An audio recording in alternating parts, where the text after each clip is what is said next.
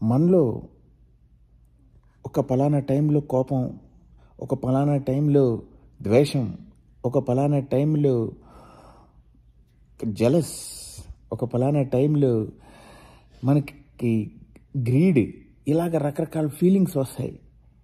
ఇది బయట ప్రపంచం క్రియేట్ చేస్తుందని మనం కంప్లైంట్ చేస్తాం.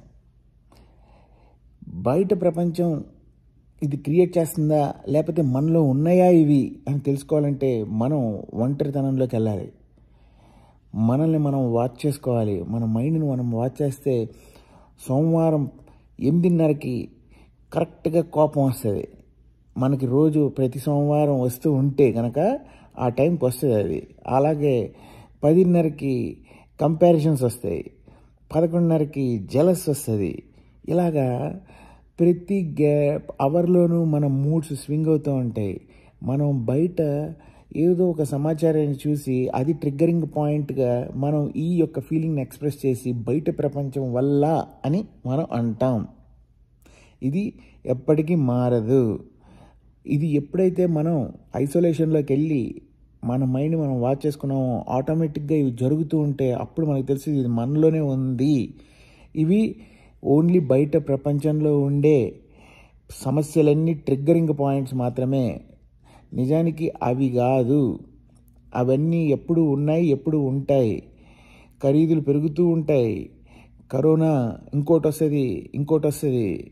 ఇలాగా ప్రపంచంలో సమస్యలనే ఉంటాయి. కానీ మనం ఎందుకు బాధ చెందుతున్నాం, మనం ఎందుకు కోపం చెందుతున్నాం, మనం ఎందుకు జలస్ గురవుతున్నాం?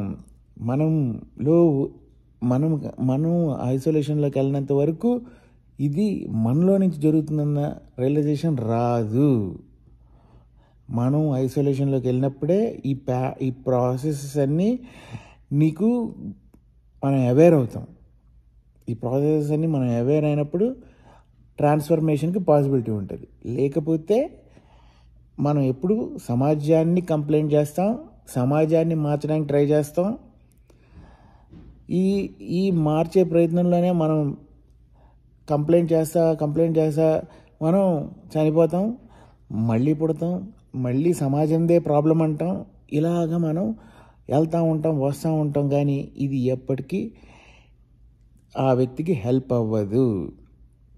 ఎవరైతే ఐసోలేషన్లోకి వెళ్తారో వాళ్ళ మైండ్ వాళ్ళు వాచ్ చేసుకుంటారో వాళ్ళకి అర్థమవుతుంది, ఏమో కోపం నా వల్ల ఎందుకు అనుకోకుండా కోపం వచ్చేస్తుంది నాకు అని, లేదా ఒక పలానా టైంలో ఎందుకు నేను ఏడవాలనుకుంటున్నాను.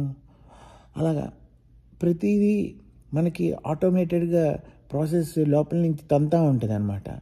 అప్పుడు మనకు అర్థమవుతుంది అంత మనలోనే ఉంది అని. అప్పుడే మాత్రమే మార్పుకి సాధ్యం. అంతవరకు సాధ్యం కాదు ఇది. A trouble mind cannot understand the way.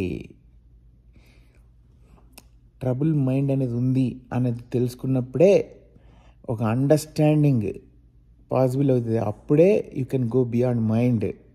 Otherwise we will keep complaining about the world. Thank you.